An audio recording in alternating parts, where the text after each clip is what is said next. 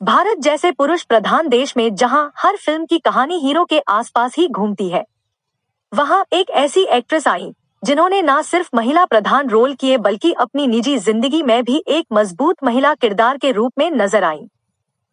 अपने पिता की गैरकानूनी संतान होने से लेकर 2 शादी और 6 अफेयर्स तक उनका जीवन हमेशा विवादों में रहा। 80 के दशक की इस हीरोइन की चर्चा आज भी बॉलीवुड से लेकर मीडिया तक होती है। उन्होंने अपने बेहतरीन और दमदार अभिनय से न सिर्फ बॉलीवुड में अपना मुकाम हासिल किया, बल्कि आज की युवा पीढ़ी के लिए भी वह एक अभिनेत्री के रूप में मिसाल मानी जाती है। जी हाँ, हम बात कर रहे हैं अभिनेत्री रेखा की। आज हम बताएंगे कि क्यों रेखा बॉलीवुड की सबसे ज्यादा विवादित अभिनेत्री मानी जाती है। राज्यसभा तक का सफर तय करने वाली अभिनेत्री रेखा हमेशा एक जिंदादिल और हसीन शख्सियत मानी गई, लेकिन उनकी पर्सनल लाइफ हमेशा विवादित ही रही। बचपन में अपने पिता के प्यार को तरसी, पढ़ने लिखने की उम्र में ही काम करने लगी और उसके बाद पूरी जिंदगी एक सच्चे साथी की तलाश में भटकती रही। ये तो आप जानते ही होंगे कि रेखा के पिता जेमिनी गणेशन और माता पुष्पवल्ली थे। रेखा का जन्म ही विवादों के साथ हुआ क्योंकि जब रेखा पैदा हुई तब उनके माता पिता की शादी भी नहीं हुई थी। रेखा की पहली रिलीज होने वाली फिल्म थी सावन भादो और इस फिल्म में उनके अपोजिट थे नवीन निश्चल। नवीन निश्चल की भी ये पहली फिल्म थी और इस फिल्म के बाद दोनों के अफेयर के किस्से सबकी जुबां पर थे। हालांकि कुछ समय बाद ही नवीन निश्चल का दूसरा अफेयर शुरू हो गया और रेखा उनसे अलग हो गई।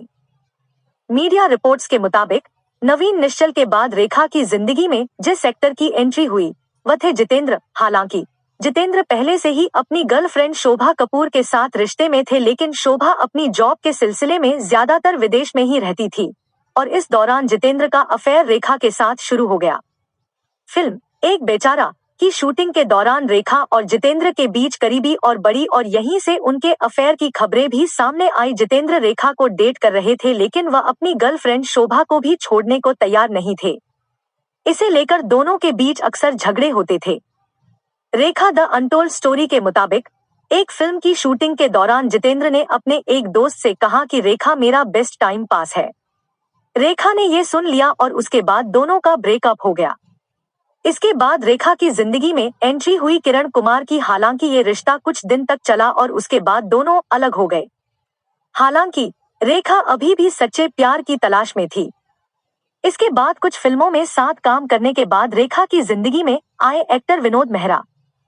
हालांकि विनोद मेहरा पहले से ही 2 बार शादी कर चुके थे और दोनों से तलाक ले चुके थे, लेकिन अपनी भोली मुस्कान के चलते उन्होंने रेखा के दिल में जगह बना ली और दोनों का प्यार परवान चढ़ने लगा। यासिर उस्मान ने अपनी किताब में जिक्र किया कि रेखा ने विनोद मेहरा के साथ कोलकाता में शादी कर ली थी, लेकिन विनोद जब उनको लेकर अपने घर पहुंचे तो विनोद की मां ने रेखा को घर से निकाल दिया और विनोद ने उनका साथ नहीं दिया। बस फिर क्या था, ये रिश्ता भी यहीं खत्म हो गया। हालांकि रेखा हमेशा इस शादी से इनकार करती रही। इसके बाद रेखा की जिंदगी में महानायक अमिताभ बच्चन की एंट्री हुई। रेखा ने अमिताभ बच्चन के साथ करीब 10 फिल्में की और इस दौरान ऑन स्क्रीन से लेकर ऑफ स्क्रीन तक उनके प्यार के चर्चे होने लगे। हालांकि जिस समय अमिताभ का रेखा के साथ अफेयर शुरू हुआ तब वह जया भादुरी से शादी कर चुके थे। इस अफेयर का सबसे बड़ा मोड़ तब आया जब रेखा ऋषि कपूर और नीतू सिंह की शादी में मंगलसूत्र और मांग में सिंदूर भरकर पहुंच गईं। शादी में अमिताभ बच्चन और जया बच्चन भी आए थे। रेखा के इस तरह पहुंचने पर चर्चा होने लगी कि अमिताभ और रेखा ने शादी कर ली है। इसके बाद जया बच्चन ने रेखा को एक बार अपने घर पर तब डिनर पर बुलाया जब अमिताभ एक फिल्म की शूटिंग के सिलसिले में बाहर थे।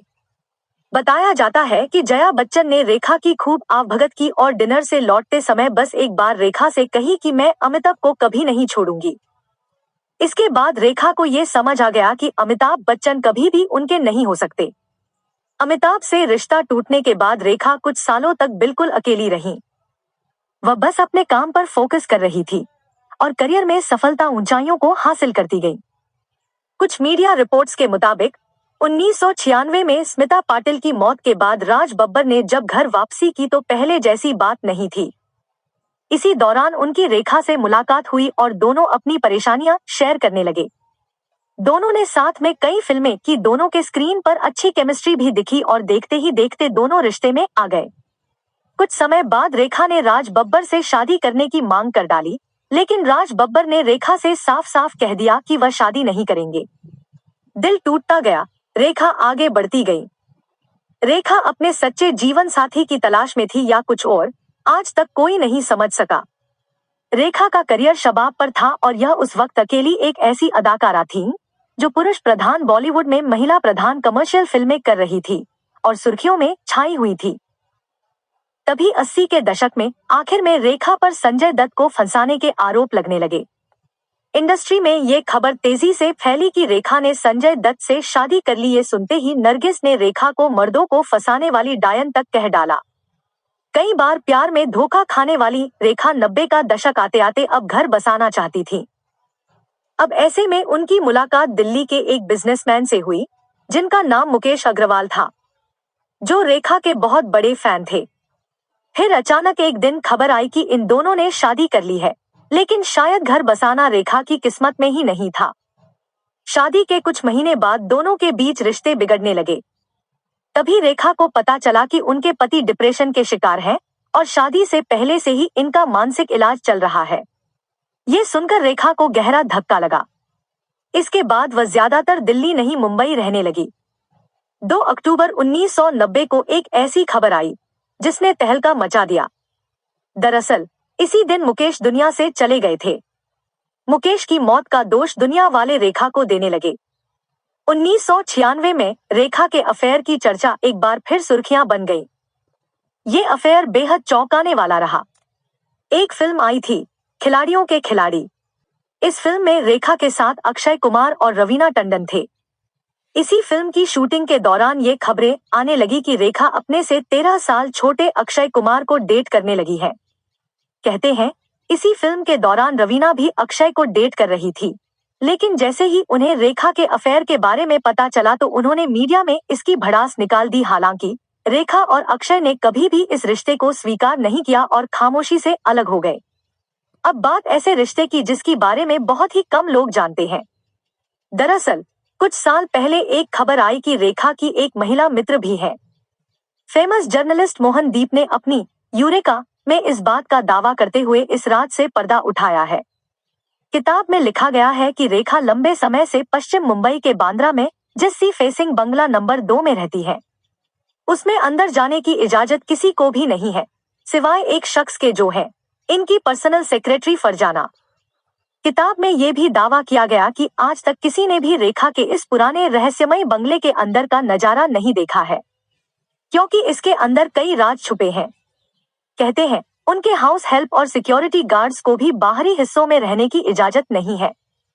कोई भी उनके बेडरूम में नहीं जा सकता, सिवाय फरजाना के। फरजाना रेखा की जिंदगी में उस वक्त आई थी जब उनकी लव लाइफ पूरी तरह से बर्बाद हो गई थी।